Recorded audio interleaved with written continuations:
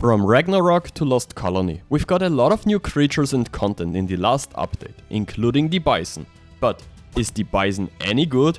Hello Dodo crew and welcome back to another video on Ark Survival Ascended. Grab a bottle of water and let's get straight into it.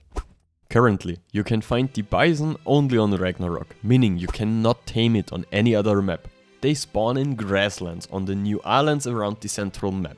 They are super easy to spot because they are really big and they got some pretty good spawns, meaning you should be able to find them right away.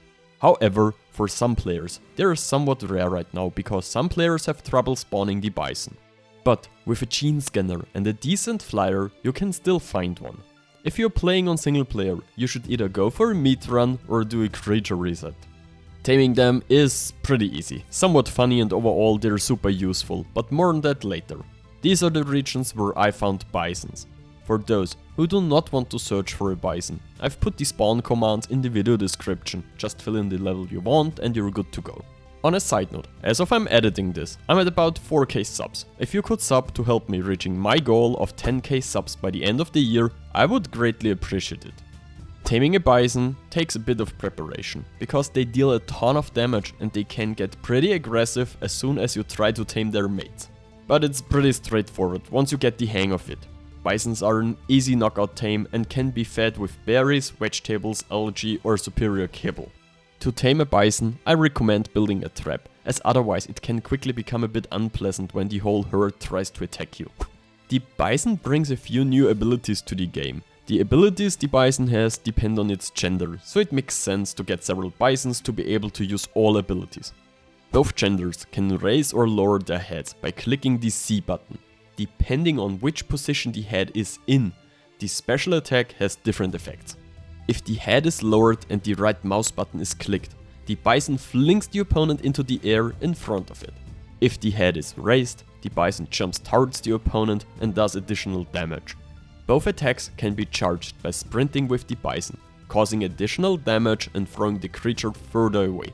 The bison has a pack buff up to 6 stacks, which means it gets an additional 30% damage increase and 30% damage reduction.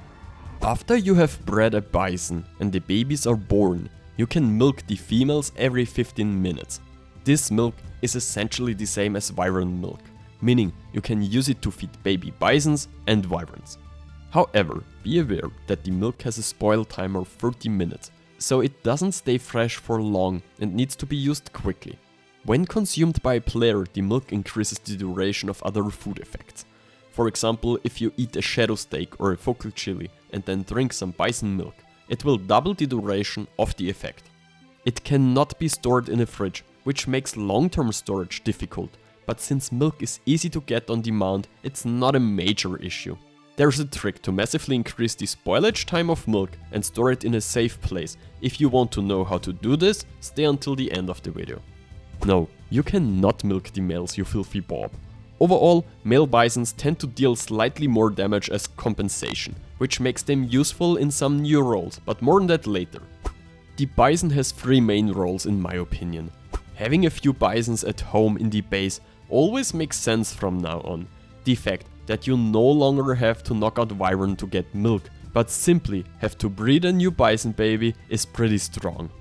The fact that you can store milk well with a little trick means that it's not difficult to always have milk when you breed a few new wyverns.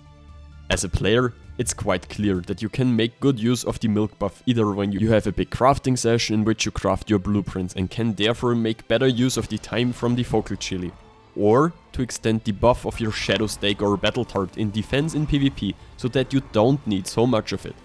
As male bisons deal quite a lot of damage and also receive 6 times pack bonus, both their damage and their damage resistance are significantly increased.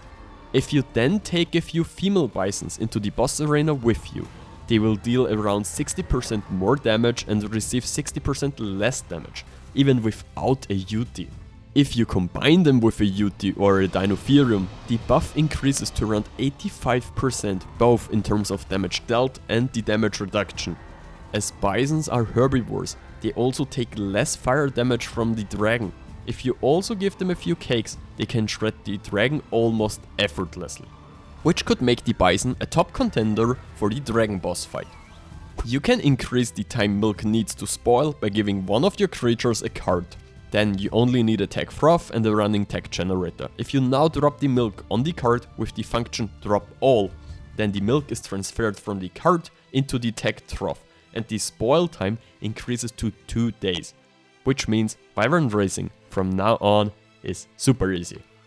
In my opinion, Bisons fit perfectly on Ragnarok.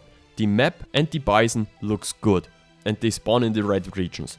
The abilities are actually quite good, and the creature is not too weak and not too strong. I like its design, and I think it's a cool new creature, especially for breeders. Time will tell if it is really a good creature for PvP players, but at the moment I don't think the Bison will play a major role in PvP. I hope you like this video, and I'm thrilled to read if this video has helped you. Hit the like button, leave a comment below for the algorithm, and consider subbing to the channel. Alright, Frodo.